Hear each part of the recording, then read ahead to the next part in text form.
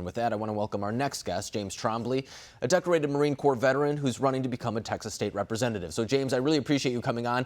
We talked to you last time when this whole Iran stuff was first taking off. Since then, there's been a couple of weeks now of separation, and it seems like once again, there seems to be another escalation on the part of Iran. What do you make of this latest missile strike, or rocket strike, I should say, on the embassy in Baghdad? Yeah, we talked about it before. We're going to see small skirmishes that save and face. They continue to hit it. Now, last year, that was pretty quiet for IDF inside the IZ and the embassy. I think they've up to about 6 different incidents this month alone.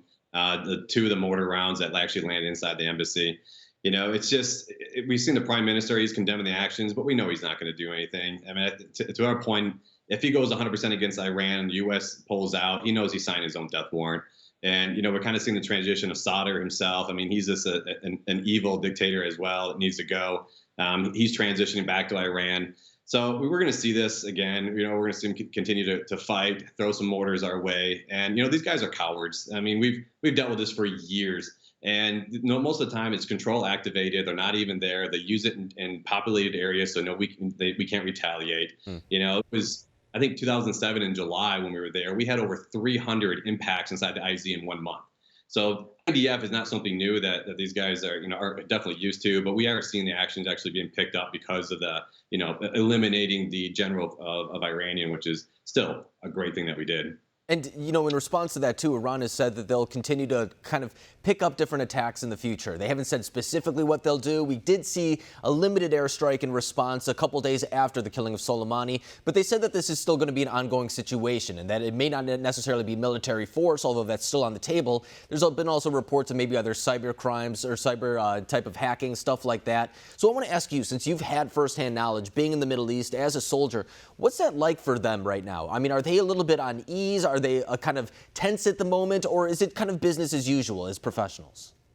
Yeah, they're absolutely professionals. I mean, each day they're going to wake up and think it's the day that they're going to have to fight and defend the country, right? So it's nothing different. Complacency is something that doesn't run through our ranks. We want to make sure that we always stay on top of our game.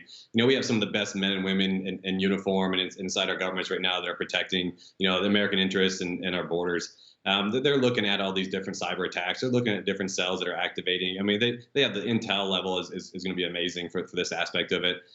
So yeah, they may get a little bit more into it and start, marking they're crossing their T's and dotting their I's here a little bit. But no, we have the greatest men and the women in the uniform here.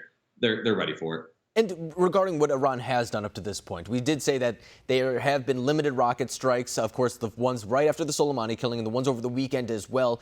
Is this maybe what we should expect from them moving forward? Since, I mean, there's no doubt that they can't match up to our military might, so they have to go maybe other routes. Some people would say guerrilla warfare type stuff or Minuteman type stuff, if you will, from their perspective. But they have to go some other type of route other than matching us head to head when it comes to our military might. Do you think that we'll see more escalations such as this?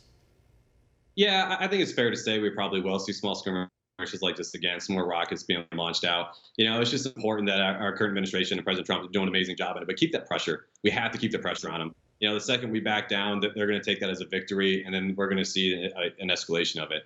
I think that's the biggest problem with the Iraqi officials right now, why they're not really doing what their job and supporting like they say they're going to, is because they're afraid of the last administration where if they do something, they're not going to get the backing of America like they should. Right, but with this current administration, President Trump, he's doing what he's saying he's going to do, and that's great. And he's got to keep that pressure on them. If we keep the pressure, keep the sanctions, let them know that we're not going to back down from it. I feel like in the short term, this is going to be a great solution for us.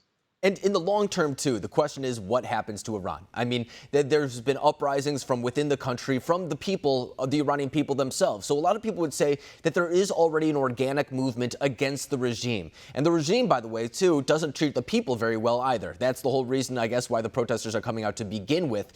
Do you maybe see the U.S. maybe providing some different type of support outside of military action? Maybe if it's kind of propping up the internet in that country when the regime tries to shut it down or anything like that? Or do you think the U.S. will kind of take a hands-off approach since it is kind of happening organically?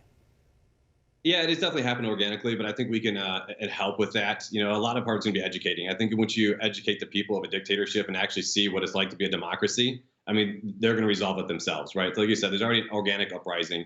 They're already moving forward to it. Unfortunately, a lot of the protests are being killed by the Iranian dictatorship over there. But I think we can, as long as we educate and try to get information to them to show them what a democracy looks like, and support them where we can. Maybe it's aid, maybe it's food, or maybe some sort of supplies, not so much military side of it. But I think this is an evolution that we've seen in Iran. We can support it, and I feel like we're in a good direction. Yeah, and for all of our viewers, by the way, we've been flashing up the website, Trombley for Texas. You can learn more about James Trombley and his campaign. We wish you good luck in that effort moving forward, and we really appreciate you coming on and giving us your expertise tonight. Thank you, James. Hey, thank you.